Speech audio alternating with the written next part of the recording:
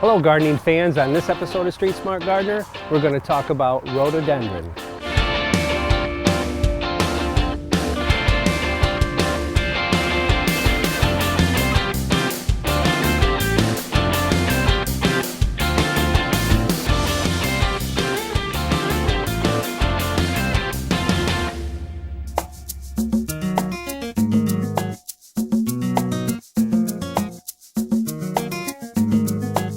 You always try to pick rhododendron that are hardy for your area. And some general tips that you might want to follow are, they prefer northwestern exposure, late afternoon sun. Never plant your rhododendron in full sun.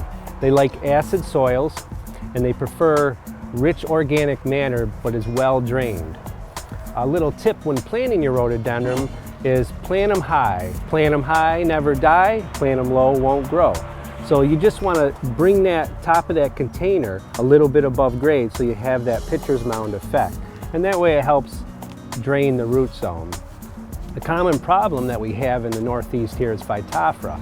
And that is a root rot fungus that will affect the rhododendron. If you have PHYTOPHTHORA, it's best when you're planting them to just kind of treat the soil with, say, a product such as fungonil, and you want to do like a 5 or 6 foot diameter around the rhododendron.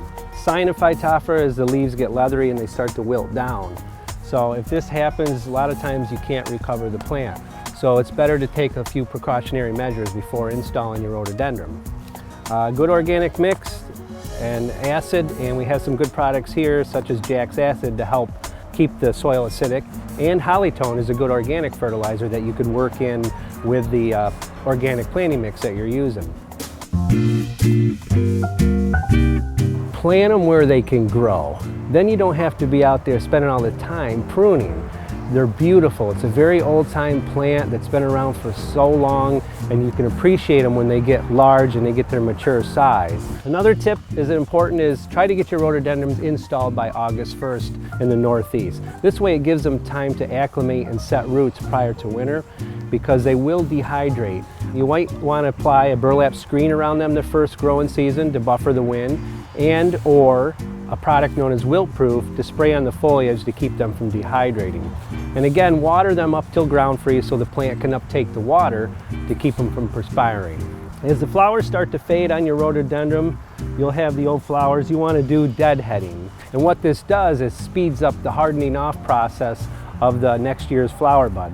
So a quick little tip is, here's your faded flower here. If you can zoom in on that camera guy.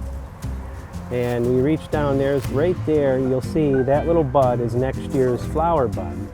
So by gently rocking it, and you just pop them off, this just helps speed up that bud to form so that you have good bud set before the cold weather arrives. You know, when the plant gets mature, you ask, well, I don't want to be out there deadheading this huge 8-foot plant.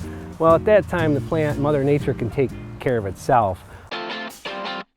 So if you're thinking about adding a rhododendron to your landscape, stop on down to W&W Nursery and Garden Center and visit our excellent selection. And remember, you can do it. Let's grow green together.